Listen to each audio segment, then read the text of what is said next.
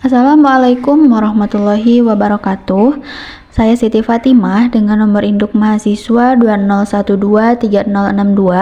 Kali ini saya akan menjelaskan hasil dari tugas besar mata kuliah proses mining yang bertujuan untuk menganalisis proses bisnis berbasis event log, menemukan model proses aktual, mengevaluasi kesesuaian antara model dan juga data, lalu mengidentifikasi bottleneck serta memberikan rekomendasi pada perbaikan proses. Dataset yang digunakan berupa event log dalam format CSV yang memiliki atribut case ID, activity, time step, dan juga research. Dataset ini merepresentasikan proses bisnis pemesanan hingga pengiriman barang. Berdasarkan hasil EDA yang telah dilakukan, dataset ini terdiri dari 200 kasus, 1.200 event, dan 6 aktivitas utama, di mana setiap kasus merepresentasikan satu proses bisnis end-to-end, sedangkan setiap event merepresentasikan satu aktivitas dalam proses tersebut. Untuk rata-rata durasi proses yang diperoleh yaitu sebesar 386.416,2 detik atau setara dengan sekitar 4 hingga 5 hari per proses. Nah, ini menunjukkan bahwa proses bisnis membutuhkan waktu yang relatif cukup lama untuk diselesaikan. Berdasarkan analisis frekuensi aktivitas, seluruh aktivitas utama dimulai dari order flash sampai ke delivered masing-masing muncul sebanyak 200 kali. Nah, hal ini menunjukkan bahwa setiap kasus menjalani seluruh tahapan proses secara lengkap dan juga konsisten.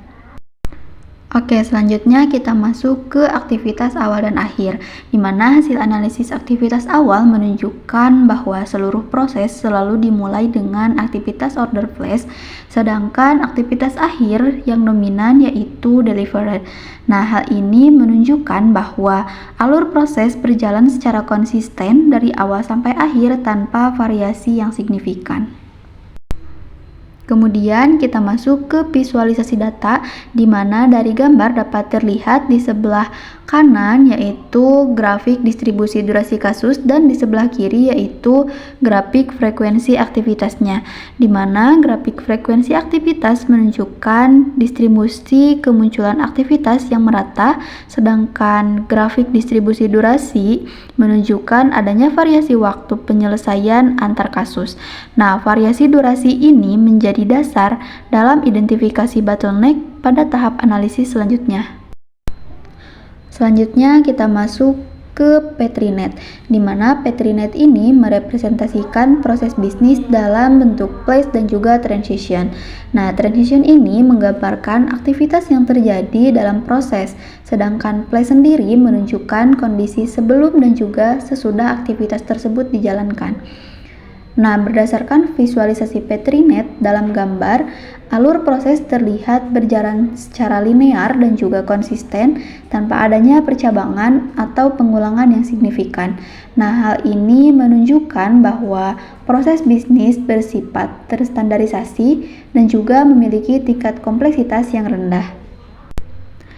Selanjutnya dilakukan conformance checking, yaitu untuk mengevaluasi kesesuaian antara model proses dengan event log yang aktual, di mana hasil evaluasi menunjukkan nilai fitness sebesar 1,0 atau 100%, yang berarti seluruh jejak pada event log dapat direpresentasikan sepenuhnya oleh model proses yang dihasilkan.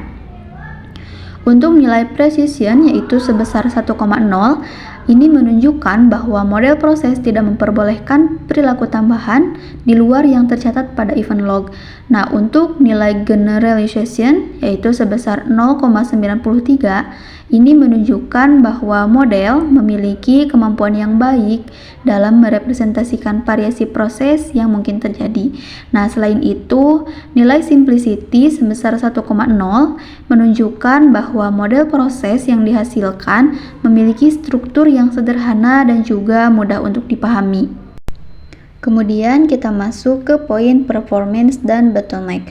Berdasarkan hasil dari bottleneck analysis menggunakan performance Petrinet, dapat dilihat bahwa terdapat aktivitas tertentu yang memiliki waktu tunggu lebih lama dibandingkan dengan aktivitas lainnya. Nah, hal ini ditunjukkan oleh jalur proses dengan warna yang lebih gelap dan juga nilai durasi yang lebih besar pada visualisasi. Aktivitas dengan durasi tinggi tersebut berpotensi menjadi bottleneck yang dapat memperlambat penyelesaian keseluruhan dalam proses bisnis. Oke, berdasarkan hasil dari analisis bottleneck yang telah dilakukan, beberapa rekomendasi perbaikan proses yang saya dapat berikan yaitu yang pertama, dengan penerapan otomatisasi pada aktivitas dengan durasi tinggi karena dapat mengurangi waktu tunggu dan juga meminimalkan ketergantungan pada proses manual yang berpotensi menimbulkan keterlambatan. Lalu yang kedua, ada optimalisasi penggunaan research pada aktivitas operasional karena distribusi research yang lebih seimbang dapat mempercepat penyelesaian aktivitas dan juga mengurangi dalam antrian proses. Lalu yang ketiga, ada penyederhanaan alur proses bisnis karena alur proses yang lebih sederhana dapat mengurangi kompleksitas, meminimalkan kesalahan, serta meningkatkan efisiensi waktu penyelesaian proses. Baik, sekian yang dapat saya sampaikan. Terima kasih. Wassalamualaikum warahmatullahi wabarakatuh.